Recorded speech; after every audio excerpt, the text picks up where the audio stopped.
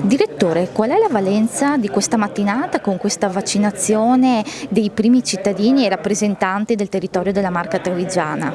Beh, è un significato importante perché i primi cittadini danno un'indicazione ai loro cittadini di fare le vaccinazioni, perché sono quelle che ci daranno la possibilità, come dicevo prima, di fare una diagnosi differenziale tra l'influenza e il Covid-19, che sono sostanzialmente dei virus che hanno i medesimi sintomi, per cui la possibilità di poter isolare questo significa che nel momento in cui un cittadino manifesta febbre, mal di gola, raffreddore, si sospetta sia solo Covid, perché essendo vaccinato quindi andiamo a fare il tampone e andiamo a creare questo discrimine e contemporaneamente evitiamo l'intasamento di pronti soccorso. Qual è la situazione a livello generale per quanto riguarda l'emergenza sanitaria? Come azienda sanitaria, come vi state preparando per i prossimi mesi? Noi ci stiamo preparando, credo, in modo corretto.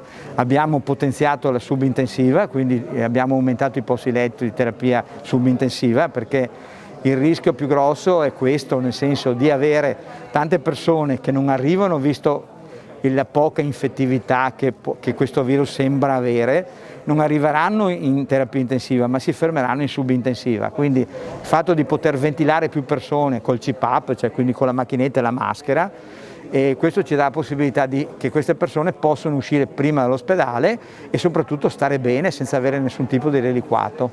E a livello di contagi qual è la situazione attuale?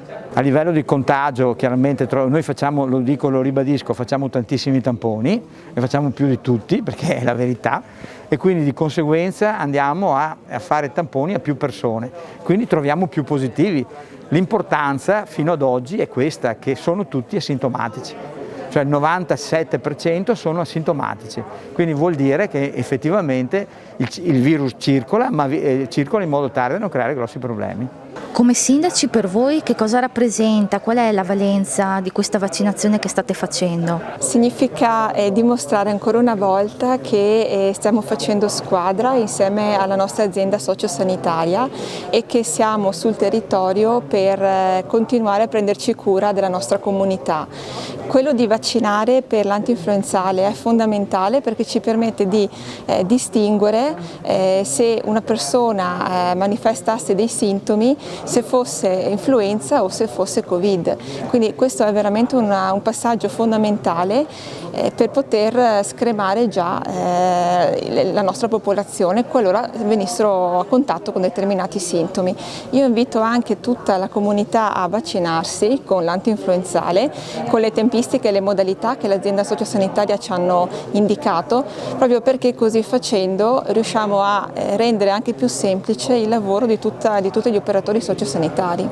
Allora, questa vaccinazione è molto importante e la definirei come un gesto di responsabilità, quest'anno quanto mai necessaria per non confondere anche l'influenza con il Covid, per cui vaccinarsi per l'influenza è fondamentale, ecco, anche per non andare ad intasare ospedali, pronto soccorso e così via.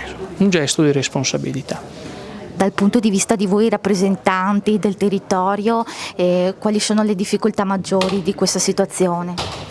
Allora, c'è un piccolo aumento di casi positivi al Covid, però direi che la situazione è sotto controllo. Ecco, noi viviamo ogni giorno la gestione dei casi, il controllo del territorio, dobbiamo vigilare sul rispetto della quarantena, quindi lavoro per i comuni ce n'è finché si vuole. Ecco.